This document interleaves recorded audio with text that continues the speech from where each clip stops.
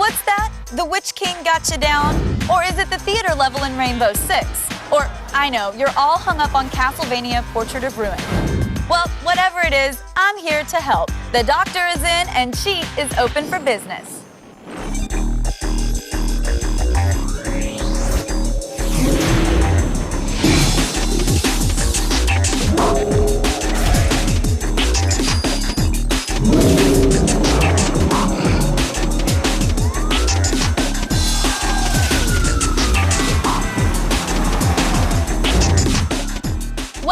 Cheat, the show where the rules of gameplay are just a quaint memory of a more rigid age, like table manners and laws against nude bathing. I'm Kristin Holt, and in this episode, I'm going to help you work through those gaming traumas and remove those mental blocks that keep you from being the best gamer you can be. First off, it's time to crush the Kingdom of Man in Battle for Middle-earth 2, The Rise of the Witch King. Middle-earth enjoyed 1,000 years of peace after the ring was lost by Isildur in the Third Age. However, man's inability to set aside petty differences broke the North Kingdom of Anno into 3 realms.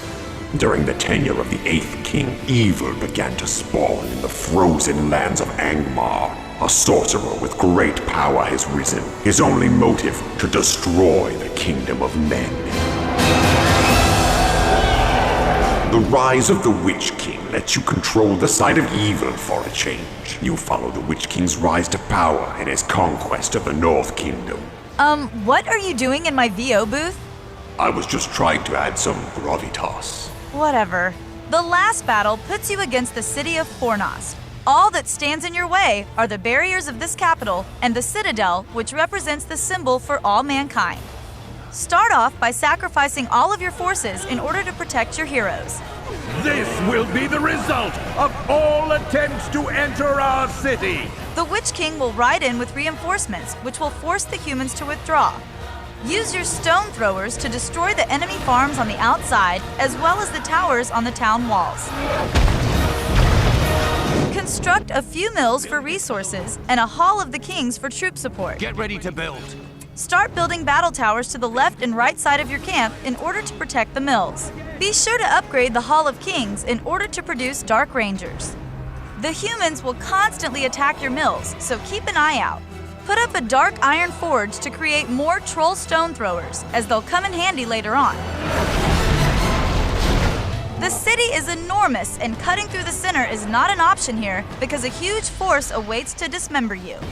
My strategy is to set up a strong defense on the left side of your base while attacking Fornost from the right. Start by stacking battle towers to the left of your fortress and upgrade them with the ice arrows to bring on the hurt. The blood is starting to spill! With the Dark Iron Forge, begin drafting more boulder throwers. Purchase the ice arrow and ice shot upgrades for more punch.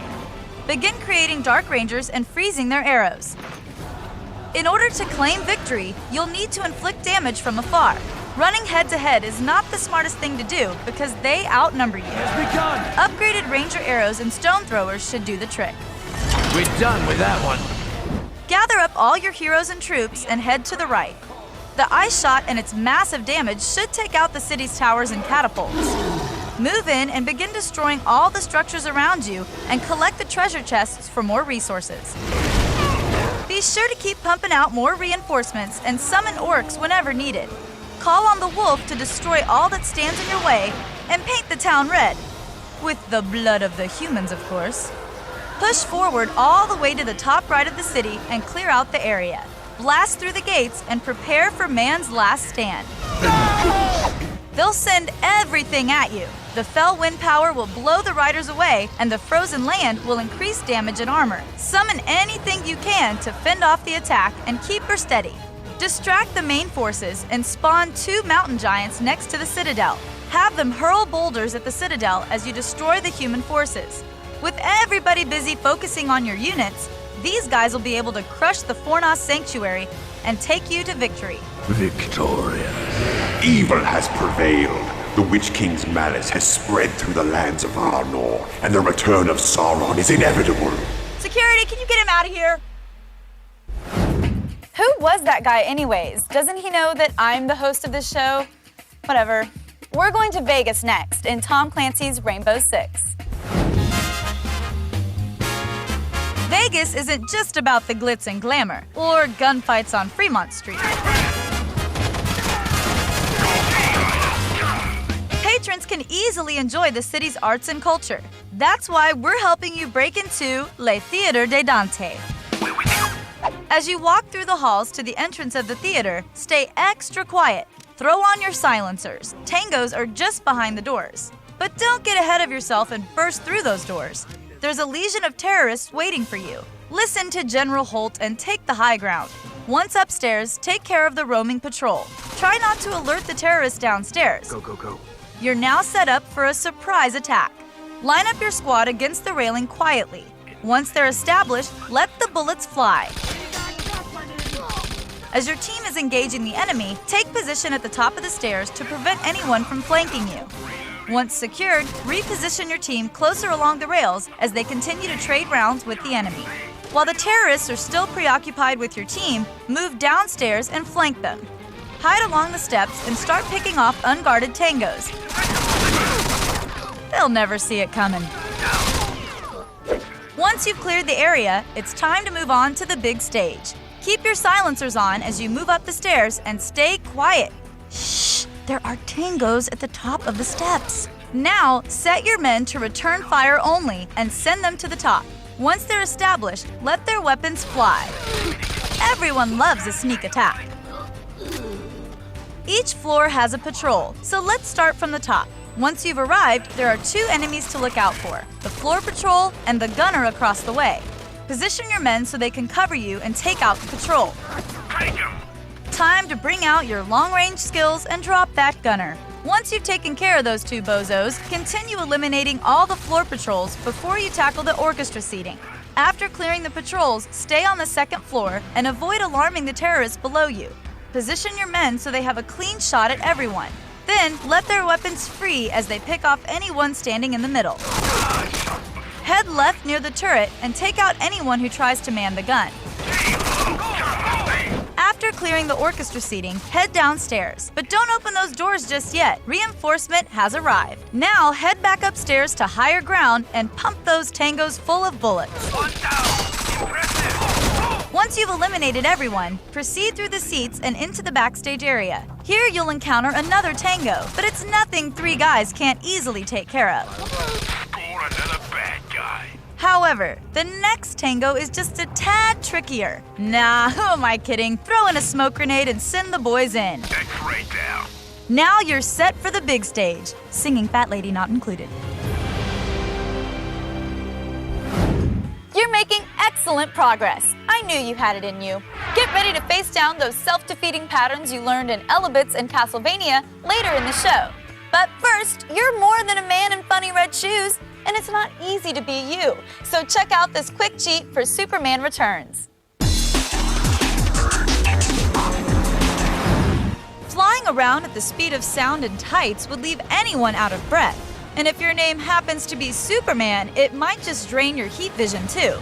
During your next robot-smashing escapade in Xbox 360's Superman Returns, pause and enter this code. Now freeze, burn, and blow your enemies away. This infinite supply of powers will give new meaning to the super in Superman. Be sure to brush your teeth before blowing down Lois Lane's door to give her a taste of your endless heat.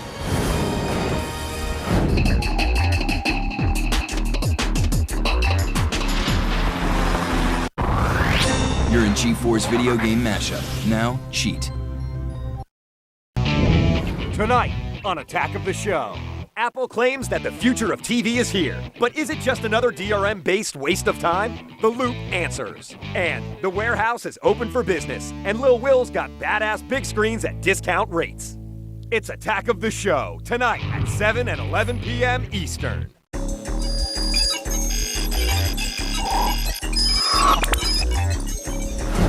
Welcome back to Cheat, where we deal with our problems by talking about them. Few popular video games deal with the drama of the neglected inner child more effectively than Elebits. As Kai, you resent the Elebits for the attention your parents lavish on them. But is capturing the innocent creatures at gunpoint really the solution to your problem? Yes. Yes, it is. Welcome to the world of Elebits, the tiny creatures that fell to Earth in a lightning bolt to magnanimously give us the gift of electricity. Don't let the precariously high Q quotient fool you. Elebits is really a game of enslavement centered on systematically rounding up the little guys for use in our appliances.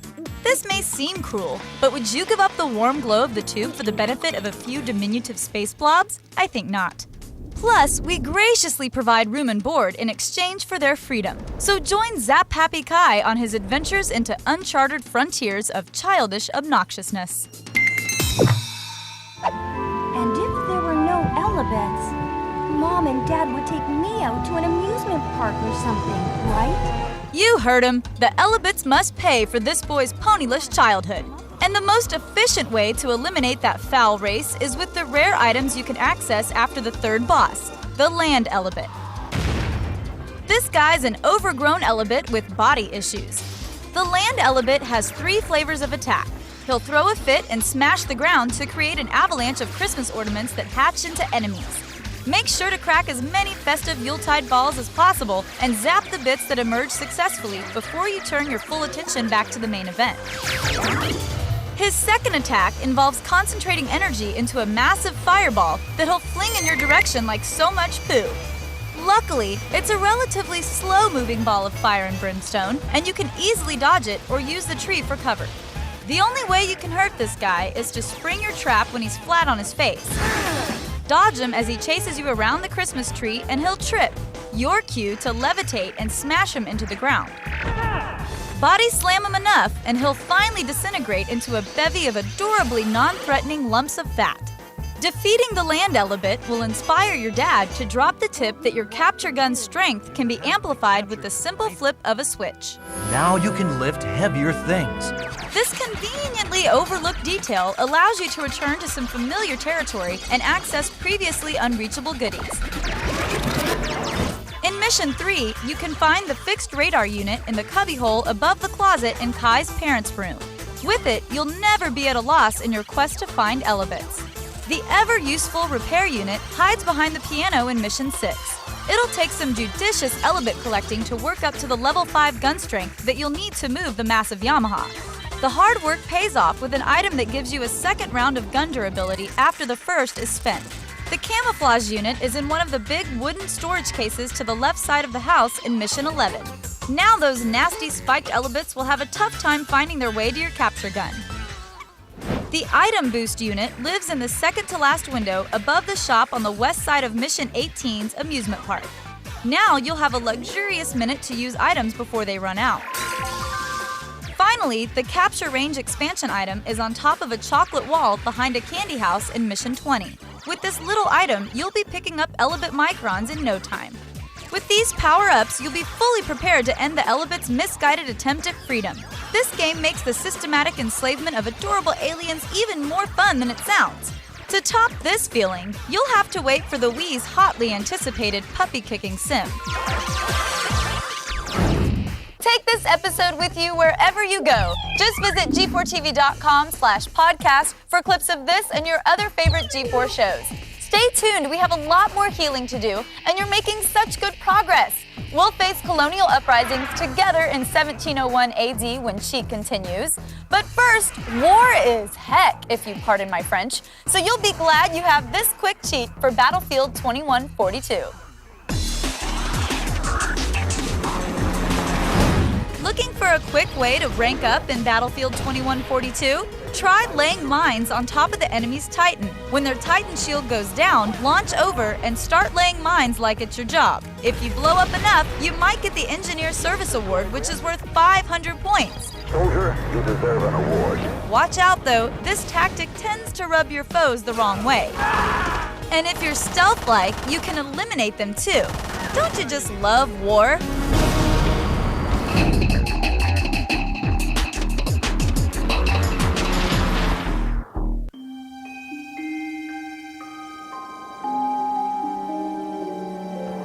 G4 is like being visited by a badass video game goddess who's way into anime and tight circuit-laced apparel. Plus, she has a knack for digging up funny, obscure videos, and she can quote word for word from classics, like Old School and The Big Lebowski. That dude by Like G4, she is obsessed with high-tech gadgetry, out there blogs, and opinionated podcasts. She will take you to the sorts of far-off worlds where Master Chief and Transformers rule the landscapes. This energy-clad goddess/sensei of digital goodness is plugged into what's going on. And therefore, my man, so are you. G4 is like that. You know, basically. The ultimate test of strength, agility, and courage. Ninja Warrior. Weeknights at 6:30 and 10:30. Only on G4.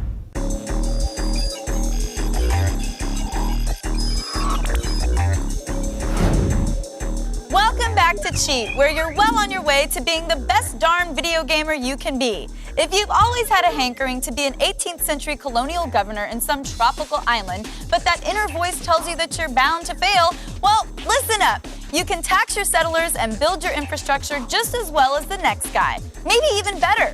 Here's how. Do you like real-time strategy? How about real-time economy? You do? Well, then I have a game for you. The Emperor will be very pleased. 1701 AD has all the elements of traditional conflict-based RTSs, but with an added dimension.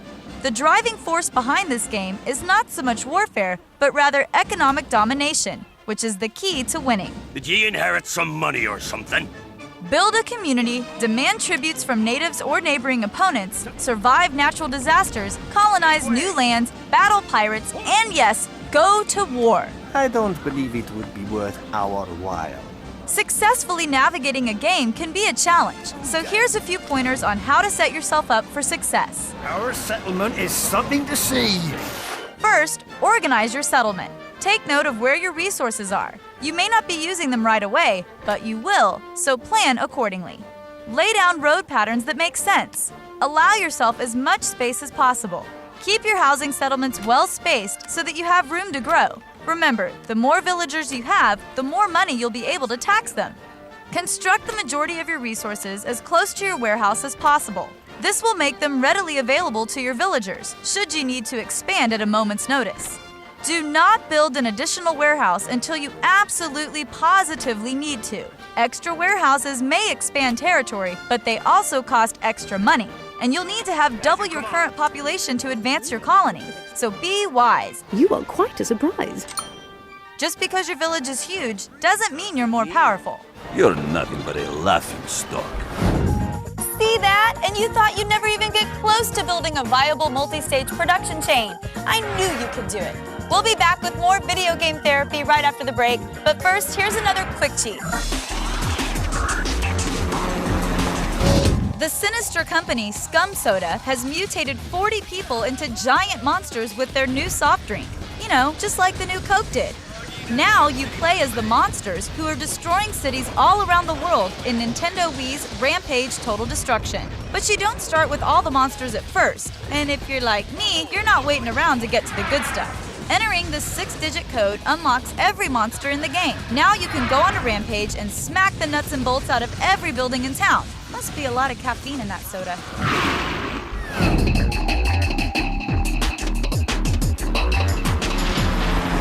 Go to G4TV.com. Always fresh, always new, always plugged in.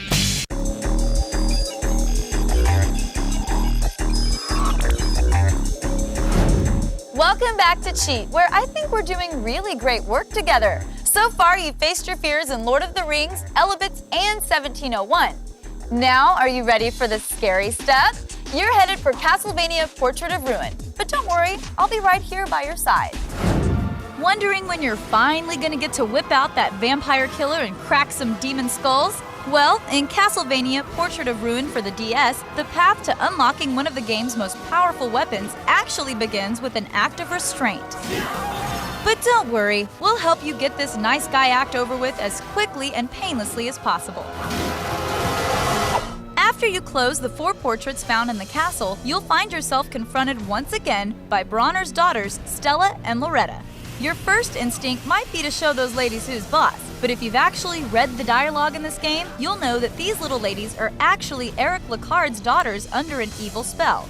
Before you go into this fight, make sure that you've already found the Sanctuary spell in the Sandy Grave level and have equipped it as Charlotte's main spell.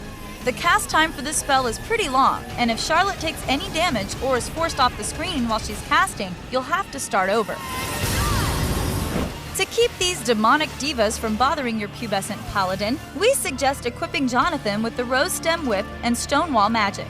Move over towards the door you came in and start casting Sanctuary with the right trigger. With Charlotte hiding in the doorway, move to the left until she's just barely still on screen. To protect her from ice projectiles, hold down the Y button to let your whip dangle and rotate the directional pad around in circles to spin the whip. When Loretta starts dropping ice from the ceiling, use Stonewall to take the brunt of the damage and keep the icicles from moving towards Charlotte. With the proper timing, this fight can be over in a matter of seconds, and the fully revived sisters will open the door to the studio where you'll find 5 more paintings. But that's not all. They also offer to unlock the full power of the vampire killer by reincarnating the whip's memory of its last owner, Richter Belmont. But slow down, cowboy. You're not ready to face him just yet. The whip's memory is weak to dark magic, so before you try to spook this specter, go into the studio room and play through the Forgotten City level. Once you defeat the mummy boss, you'll receive Holy Mail, which will give you the best protection against that Belmont's whip. Next, go into the Burned Paradise painting and defeat Medusa to obtain the Jet Black Whip. But wait, there's one more thing you need to make this battle a little less painful and a little more comical. Go back to the City of Haze and break open the floor in the area one space to the right of the first save point on the other side of the wall. There, you'll discover the bakery where you can obtain the paper airplane and the cream pie, both of which cost almost no magic to use. With all of these items equipped, the whip's memory should be easy as, well, pie. Try and stay out of the reach of his whip and just keep jumping and tossing cream pies in his face. They won't do much damage, but this strategy will keep him from throwing axes and boomerangs while you keep rolling out the baked goods. After you defeat the whip's memory, it'll recognize you as its true owner. Now that the vampire killer is in your hands, the rest of the game should be a piece of pie. Or cake. Whatever. Well, look at you! Congratulations, you've come a long way in just a half hour. Visit us on the web at g4tv.com/cheat, or you can write to us at cheat@g4tv.com. Until next time, I'm Kristin Holt, and you've been cheating.